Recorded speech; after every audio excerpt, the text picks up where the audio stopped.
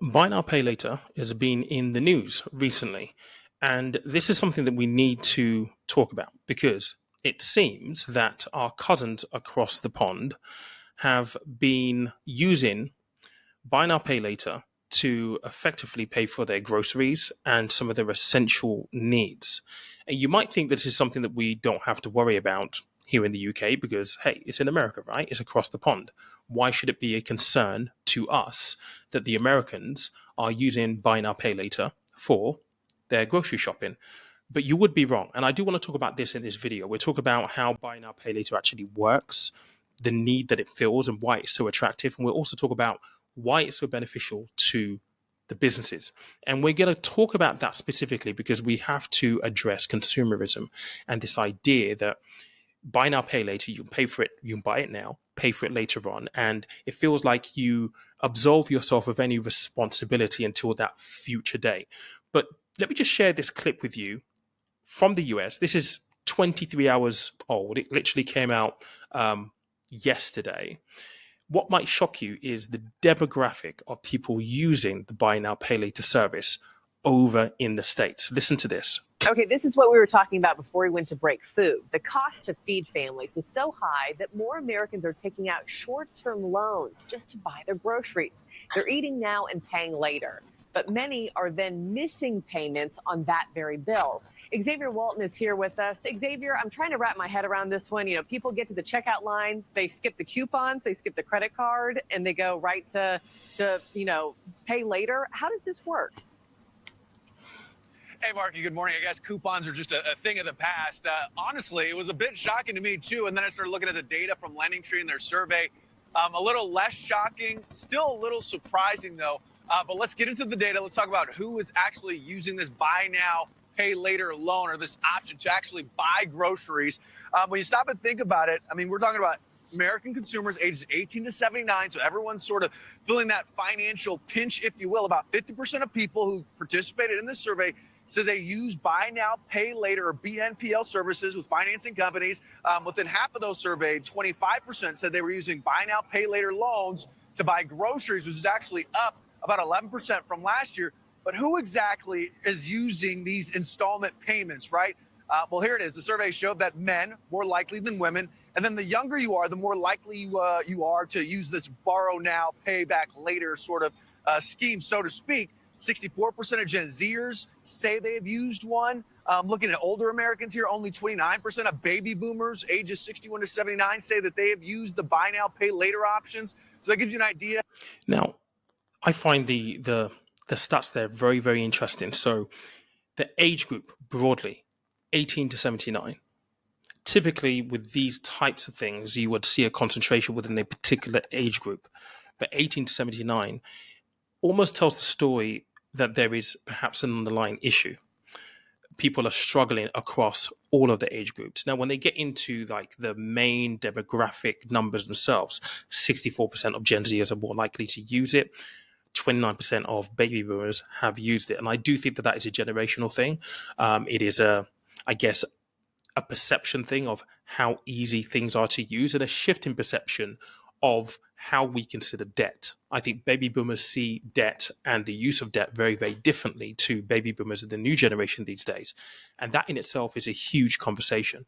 The fact that in the US, 53% of men are likely to use buy now, pay later versus 46% of women. I mean, fellas, we need to step this up and sort this out, right? Very, very interesting indeed. But one thing they did mention, which I found really surprising, is that people aren't necessarily using the traditional methods that they're known to use. Coupons, for example. They're not going to coupons. They're skipping over the credit card. They're going to buy now, pay later. And in a separate section to this video, we're going to talk about the business opportunity for buy now, pay later. We'll answer that question as to why people are opting for buy now, pay later over a credit card. And it's a simple messaging slash perception that gets people to that decision. Expertly done by marketing, by the way, I have to say. Idea of a little bit of a gender gap there. Economic experts say that these sort of figures are proof some consumers are having trouble affording essentials all the way down to groceries. Lending Tree's chief consumer finance analyst says, people are looking for ways to extend their budget and cash flow. And that inflation, high interest rates are still putting them in a tough spot. Not to mention there's a lot of uncertainty around tariffs and other sort of economic issues. One thing to really be aware of, the downside for consumers, you can see higher fees if they pay late, and Marky, if they start stacking up too many of these buy now, pay later loans. That's why economic experts or finance experts will say you got to proceed with caution, be careful, use it if you really have to. Now, look, I think that is a prudent message, and it's something that I would definitely, absolutely convey. If you're going to use these types of things, you've got to use them very cautiously. You need to almost have a rules of engagement as to when you're going to use these, like you would have with your credit card, and like I talk about with the credit card. Now, you would think that, okay, that's in America, that's across the pond. This can't possibly be impacting us here in the UK.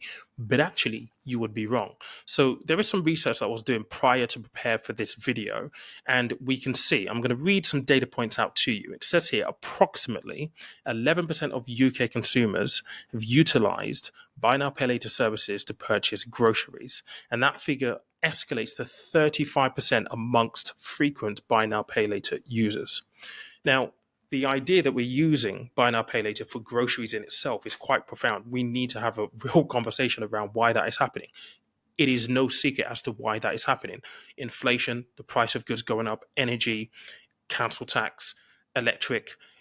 We know the reason why people feel squeezed in the economy, but it is a sad thing to see that people are now using buy now, pay later as the way to pay for essential items. There's an additional data point here, which was for the Money and Pension Service, that basically said that 19% of buy now, pay later users have employed buy now, pay later for essential items, not just groceries, but toiletries, paying for household bills and things like fuel.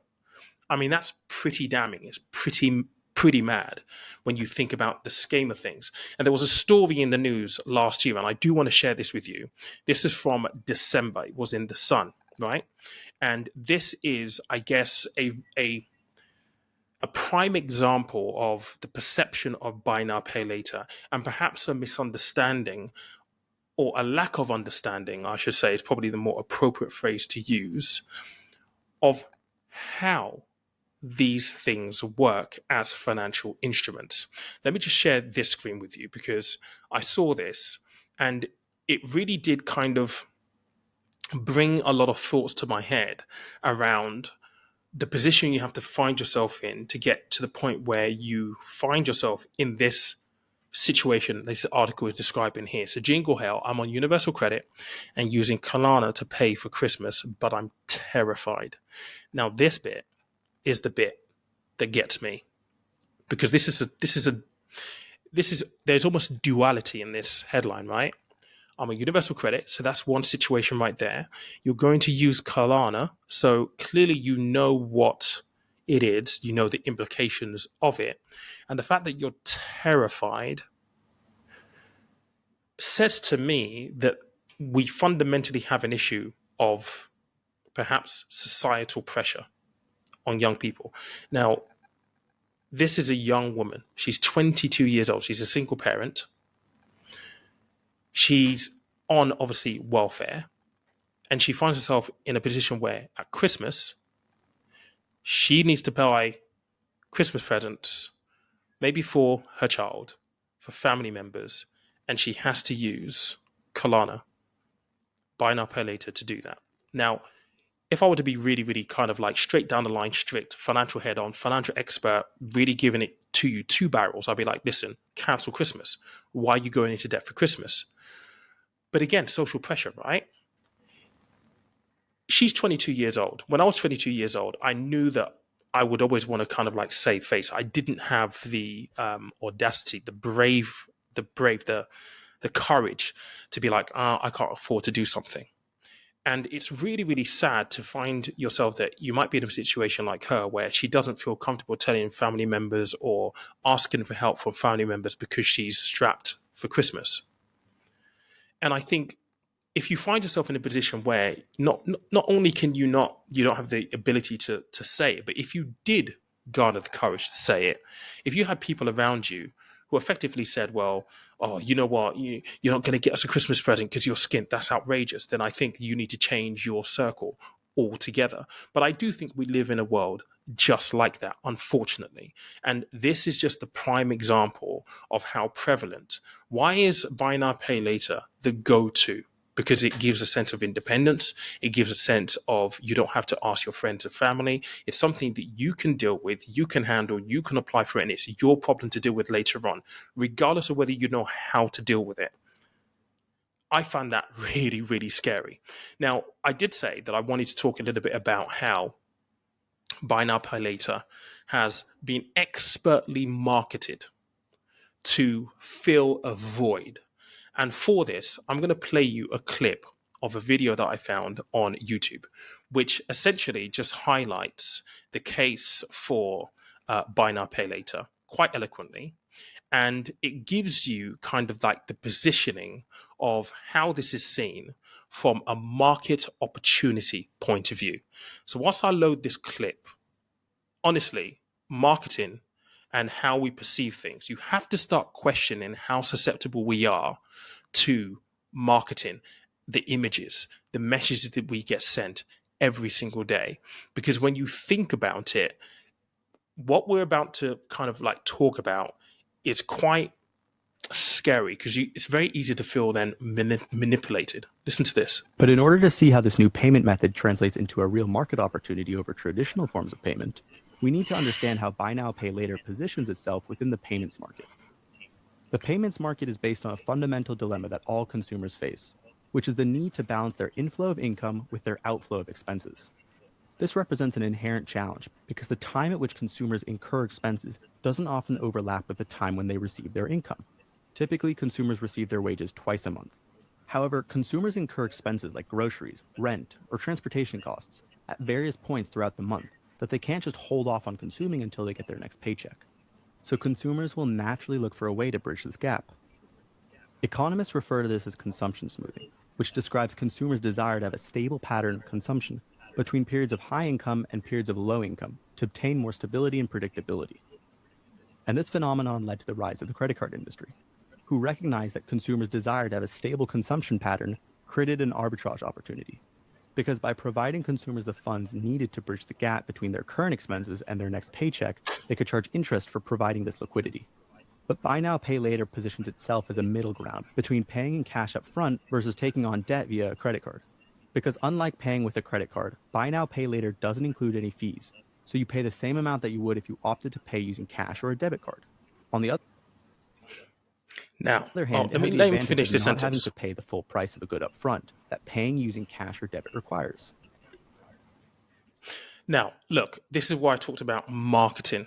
Okay, the position that buy now, pay later was taken in a world where credit cards was the default route to go down. So the idea that you're not paying these fees up front, but if you have a missed payment, there are charges that are incurred. This marketing idea that there are no fees up front, the ease of being able to use it can be quite enticing. And if you're going to try and be financially savvy, perhaps if you're weighing up against, say, a credit card with quite a high interest rate that doesn't offer you 0% balance, 0% purchases, perhaps this is the right decision to make. But it's still, you're picking from two evils. So which is the lesser of two evils? In my book, you don't want either of these options in an ideal world. It's just a shame that we find ourselves in the position where, unfortunately, you've got to pick one of the two. Now, this video actually goes on to talk a little bit about why this works for merchants and businesses and why it's been so successful. Let's just jump to that bit and just And in return click for play here. increasing retailers' revenue, buy now, pay later services take a slice of. Let's go back But here. why Sorry. would There we retailers go. pay these companies? Well, because offering this payment method leads to a massive increase in revenue for online retailers. Specifically, it boosts revenue for these merchants through 4 key avenues. First, offering buy now, pay later financing boosts the number of potential customers who visit a retailer's site. For example, in an earnings call, the CEO of Afterpay said it drove an average of 1 million leads per day across all of its merchants in 2021. The second avenue is an increase in conversion rates. which is a metric representing the percentage of people who visit a store and then leave having purchased something. Klarna, for instance, reported increasing average conversion rates by 20% across all of its retail partners. Now, look, just think about the numbers here because this is mind-boggling. So just by having a buy now, pay later option increased leads by 1 million leads per day.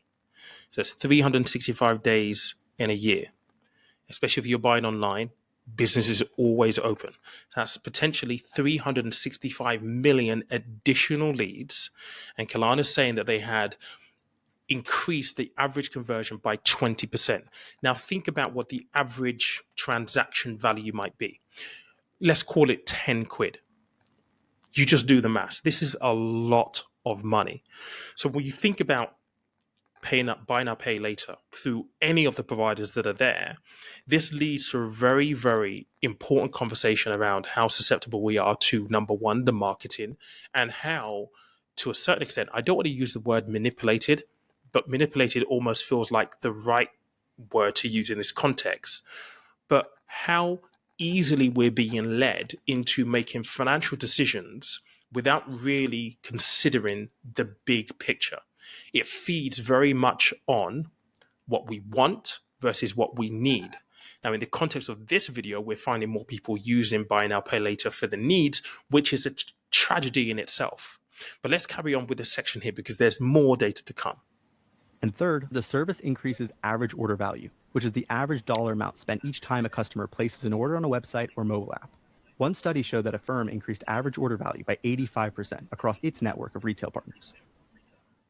Now, just again, it's mind-blowing.